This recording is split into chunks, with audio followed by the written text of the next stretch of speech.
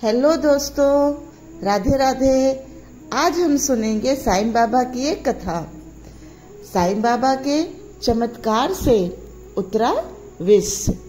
एक दिन की बात है, साईं बाबा के प्रिय शिष्य दामोदर को अचानक काले नाग ने डस लिया। चारों ओर यही शोर सुनाई देने लगा कि दामोदर को सांप ने काटा, दामोदर को सांप ने काटा।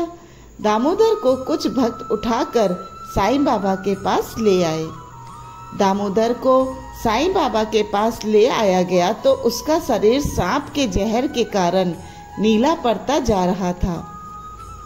उसी समय बाबा ने दामोदर के शरीर पर हाथ फेरते हुए कहा, उतर जा, उतर जा, मत चढ़, मत चढ़। उनके ऐसा कहते ही दामोदर के अंगूठे से नीले नीले रंग की कुछ बूंदें गिरने लगी।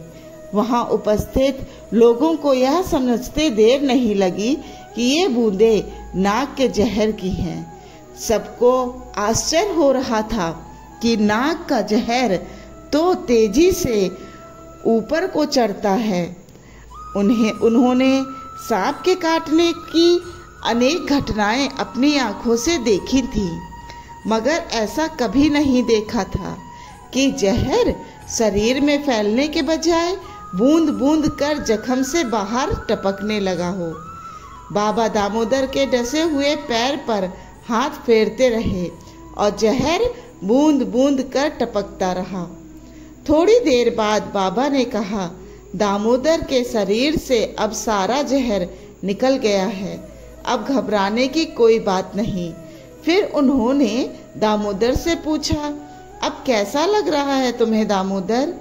सब ठीक है बाबा, दामोदर ने कहा और साईं बाबा के कदमों से लिपट कर बोला, आपने मुझे बचा लिया। साईं बाबा, आपकी कृपा से मेरी जान बच गई। सबके लिए यह घटना महान आश्चर्य का विषय थी। यह चमत्कार सभी ने अपनी आंखों से प्रत्यक्ष देखा था।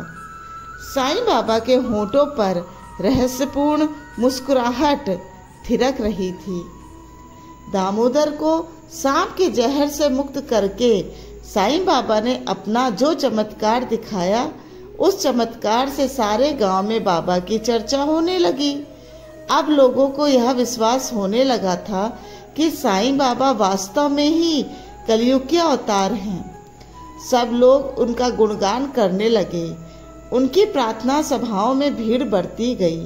क्या हिंदू क्या मुसलमान, सबके सब साईं बाबा की शरण में आने लगे।